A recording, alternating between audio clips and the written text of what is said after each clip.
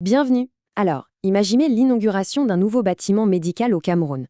Ça pourrait sembler être une histoire assez classique, n'est-ce pas? Mais que se passe-t-il quand le jour même de la cérémonie, un cadeau complètement inattendu rencontre une urgence vitale?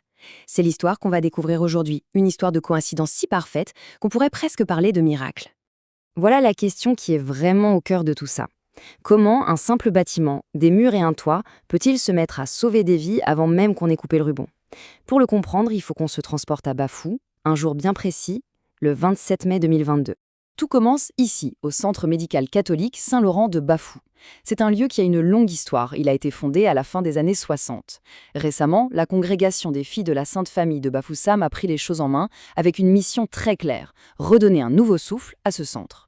Et puis, une personne arrive, et tout s'accélère. C'est la révérende sœur Marie-Nadège Fouillem. Son arrivée a vraiment marqué un tournant. Elle a insufflé une énergie nouvelle dans le projet, avec un objectif limpide, moderniser les soins et refaire de ce centre un véritable pôle de santé et d'espoir pour toute la communauté.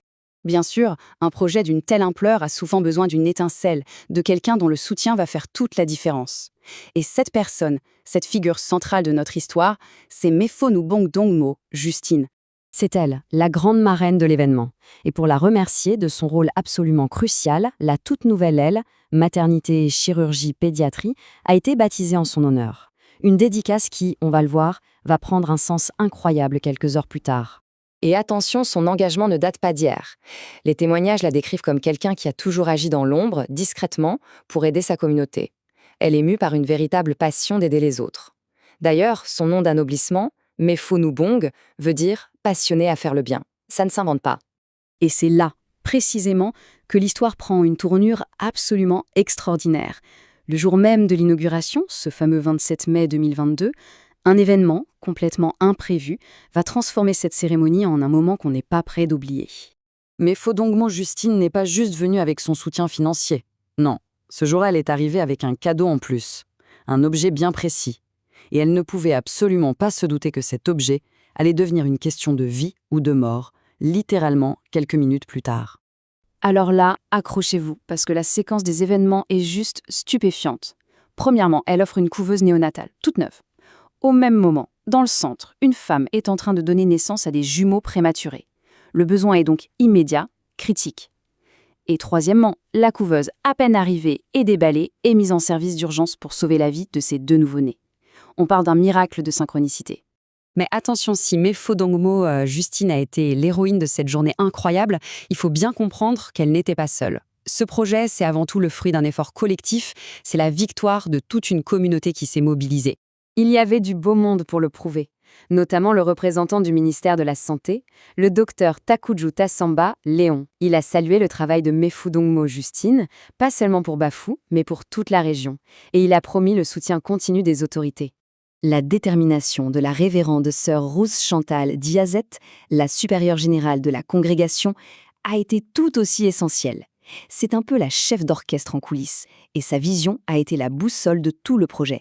Et bien sûr, impossible d'oublier la révérende sœur Marie-Nadège Fouillem, la véritable cheville ouvrière du projet sur le terrain. C'est elle qui a incarné la persévérance au quotidien, celle qui a fait en sorte que le rêve devienne réalité. Et quand on regarde qui était là ce jour-là, on comprend que c'était un front uni. Des autorités traditionnelles comme le roi des Bafous, aux représentants de l'administration et du diocèse, tout le monde était présent. Une véritable union sacrée pour la santé de la communauté.